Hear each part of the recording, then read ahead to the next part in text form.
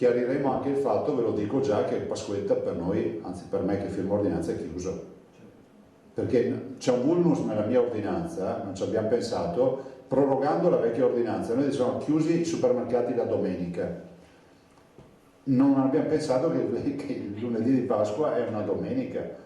Quindi lo dico, uomini avvisati, mezzi salvati. Veneti avvisati, mezzi salvati. Luca Zaia puntualizza l'ordinanza regionale che va a disciplinare aperture di negozi e mercati fino a lunedì dell'Angelo, sottolineando proprio come la tradizionale festività pasquale sia destinata a rientrare nel periodo di restrizioni anti-coronavirus.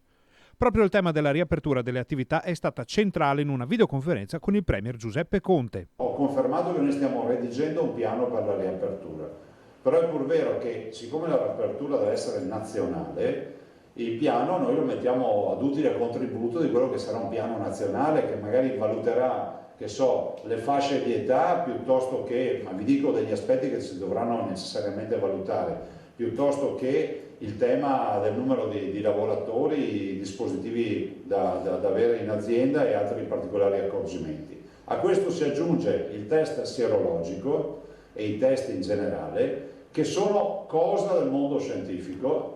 Qualsiasi scelta dovrà comunque essere validata dal mondo scientifico, anche se tempi e modi delle riaperture riguarderanno anche le parti sociali e tutti i soggetti coinvolti. Sono convinto che questo piano deve essere con serenità affrontato assieme alle parti sociali e al mondo datoriale, perché comunque loro sono gli attori di questo piano. Sono convinto che prevederà una gradualità, non ti so dire, ma immagino che si possa valutare anche che sia regionale questa gradualità, immagino, perché pensare pronti via, c'è chi è più predisposto, chi è meno predisposto, ma al di sopra di questo che sia chiaro, e tutti su questo conveniamo, che ci sia una legittimazione scientifica di messa in sicurezza dell'operazione,